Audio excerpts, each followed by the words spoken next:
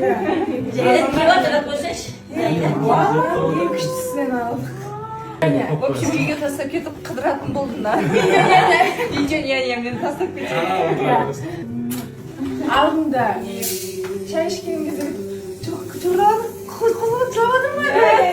Намер осылай көріп қойымыз завод. Şimdi böyle sıkıntı. Şarjım kırılır. Çok kullanışı soğuğunu. Neler?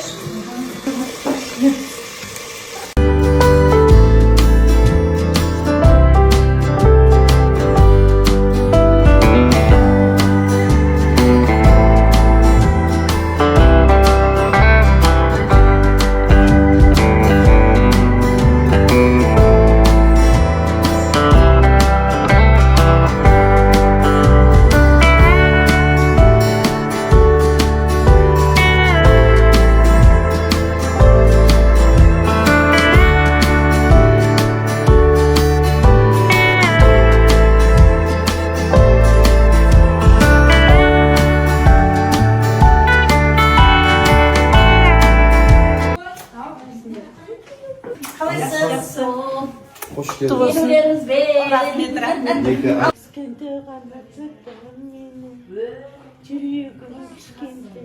Yıldız koptu.